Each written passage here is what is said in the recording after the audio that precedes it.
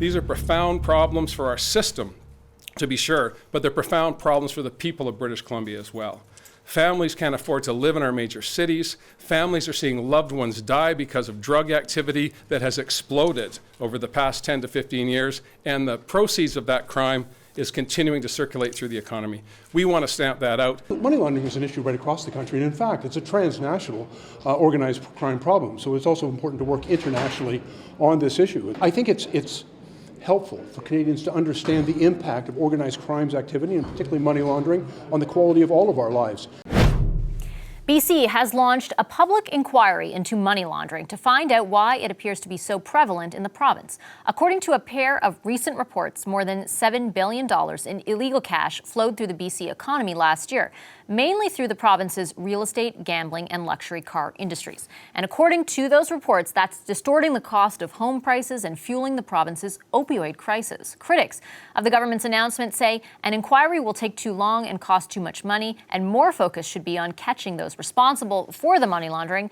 So is the inquiry the right step to take? John Allen is a board member of Transparency International Canada and a fellow at the University of Toronto's Munk School of Global Affairs and Public Policy. He joins us now from Toronto. Hi, Mr. Allen. Nice to see you. Thank you for your time. Pleasure, Vashi. Can I ask you to start just by outlining what is at stake here? Why the need for a public inquiry? What problem is it looking to delve into? Well, it's looking into the problem of people bringing illegal money, very often from abroad, bringing it into Canada and doing what we call snow washing it or cleaning it. And how do they clean it? They clean it by buying up real estate, condominiums, homes in Vancouver, in Toronto, thereby radically raising the prices of those homes and making it impossible for young people to buy a house or a condo now. So they clean their money. It's no longer traceable, and they go back and continue to do their illegal activities. And they use Canada because amongst Western countries, Canada has some of the weakest anti-money laundering legislation. And they also use Canada because they can set up corporations and they can set up trusts, and the beneficial owner, the real owner of those corporations and trusts, does not have to be designated. So we don't know, when we have numbered corporations, and as we have many of them buying up these condos and these houses and cleaning their money in casinos, we don't know who really owns the corporations that are involved in this activity. I know Minister Blair said it was a transnational problem. Obviously, we're talking about BC today because they've announced an inquiry, and the reports have focused so far on, to a large degree, on what's happening in BC. What is it about BC that it's become a home to so much of this, purportedly?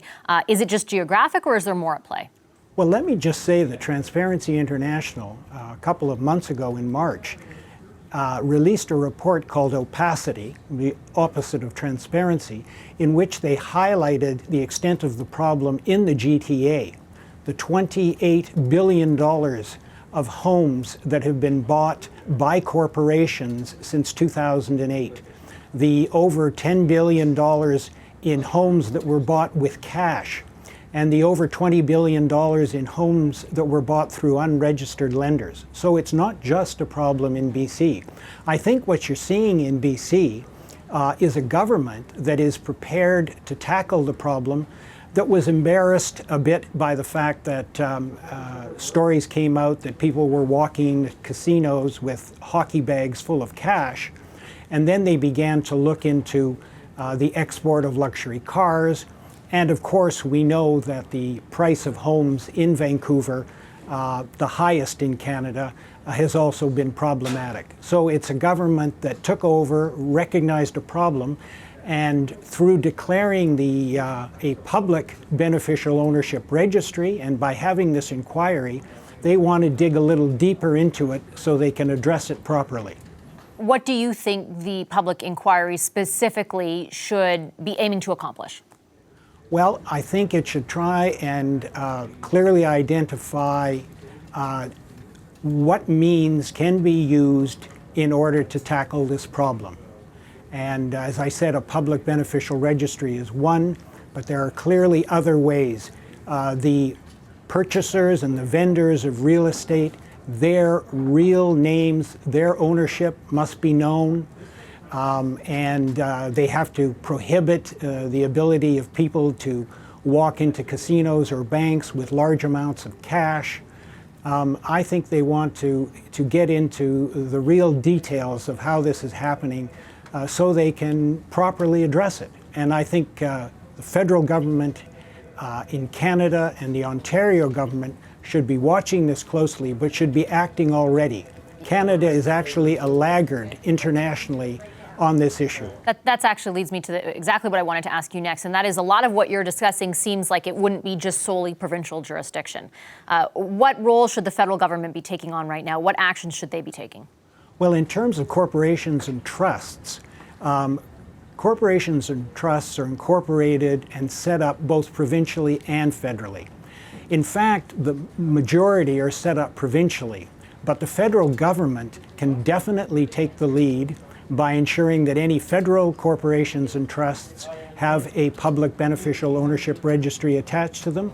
And they can also take the lead by setting up kinds of regulations that the provinces could more easily adopt and would feel comfortable knowing that there's both a federal and a provincial set of regulations in place that are similar.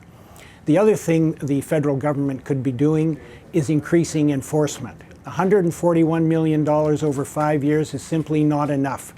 These people have billions of dollars, and the federal government has to treat this white-collar crime, this snow washing, as a priority.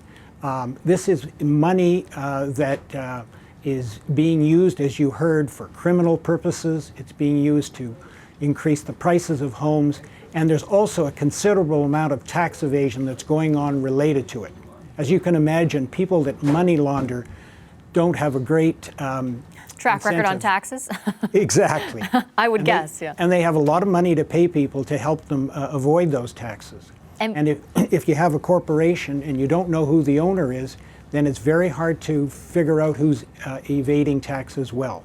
Before I let you go, when you're talking about or when we're trying to assess what the scope of the problem is, whether it be in BC or more right across the country, I had read that there was some debate around the models used in the report so far, and that there is a wide range of figures available. For example, one report said it could be anywhere between $800 million and $5 billion in money laundered through just real estate in BC. Is there a challenge in ascertaining exactly how big the problem is, and what do you think the chances are that the public inquiry can do so? Well, I think the public inquiry can help. You have to remember that this is money laundering. It's invisible. Mm-hmm. And until you have something like a public beneficial ownership registry, you can't track down the people and you can't easily track down the money. So there is always a problem in identifying the exact amounts. There's a recent C.D. Howe report done by another board member of Transparency that has some figures. And of course, the reports done out of BC have figures. I think the important thing to note is it's a lot of money. And whether it's $5 billion or it's $10 billion, it's something that really should be addressed as soon as possible. All right, I'll leave it there. Thank you so much, Mr. Allen. Appreciate your time and insight today. That's John Allen, of Transparency International Canada. Thanks very much. Hi, I'm Vashi Capellos, host of Power in Politics. See more of our show by subscribing to the CBC News channel or click the link for another video. Thanks for watching.